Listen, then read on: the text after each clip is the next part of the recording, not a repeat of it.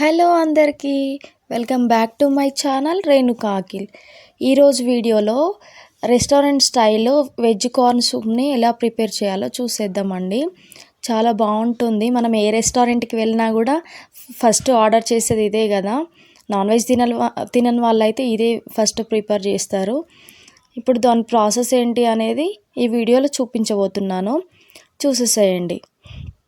ఒక mixie jar తీసుకొని దాంట్లో కొన్ని ఒలిచిన కార్న్ గింజలని తీసుకోండి. మా బుడ్డోడు కూడా వేస్తున్నాడండి, వానితోడు కూడా వేయించినాను.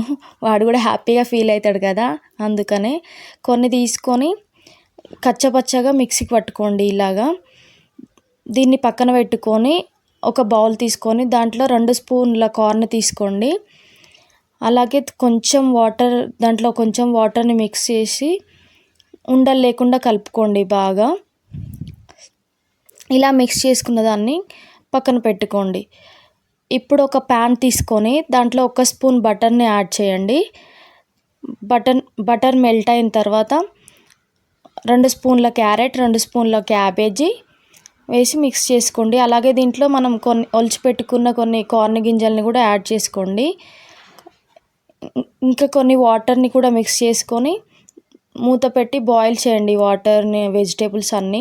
ఇందాక మనం మిక్సీ పట్టి పెట్టుకున్నాం కదా కార్న్ది, దాన్ని కూడా దాంట్లో కలిపేసేయండి. ఇలా స్పూన్తో మిక్స్ చేసుకోండి. ఇప్పుడు పైన నురగలాగా ఫామ్ అవుతుందండి, దాన్ని తీసేసేయాలి. అది ఉంటే టేస్ట్ అనేది రాదు సూప్కి. దాన్ని తీసేసేయండి.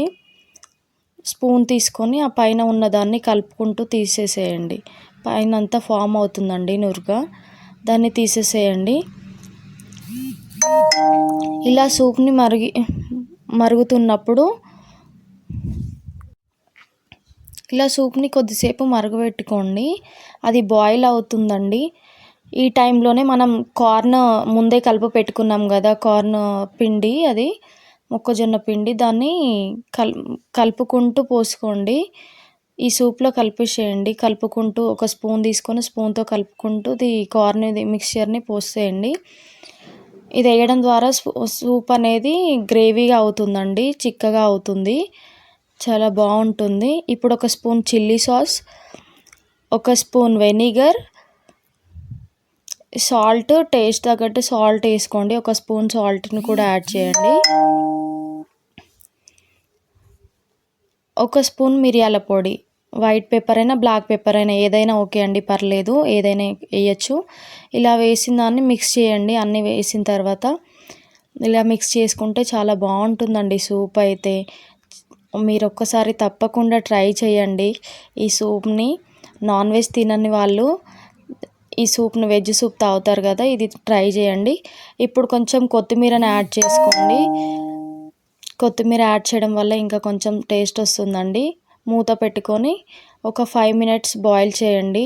మన వెజ్ సూప్ అయితే రెడీ అయిపోతుంది. ఓకేనా. చలికాలంలో వేడిగా ఈ సూప్ తాగుతుంటే చాలా బాగుంటుందండి. ఈవినింగ్ టైము చాలా బాగుంటుంది. మనం ఏ రెస్టారెంట్కి వెళ్ళినా కూడా ఫస్ట్ ఇదే సూపే ఆర్డర్ చేసుకొని తాగుతాం కదా వేడిగా. చాలా బాగుంటుందండి. ఒక్కసారి ట్రై చేయండి.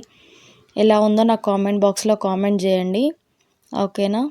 ఇలా అయితే మన సూప్ అయితే రెడీ అయిపోయింది. ఇప్పుడు స్టవ్ ఆఫ్ చేసుకొని సర్వింగ్ బౌల్స్ తీసుకొని సర్వ్ చేసుకోవడమే. ఎంత టేస్టీ అయినా మన వెజ్ సూప్ అయితే రెడీ అయిందండి, కార్న్ సూపు.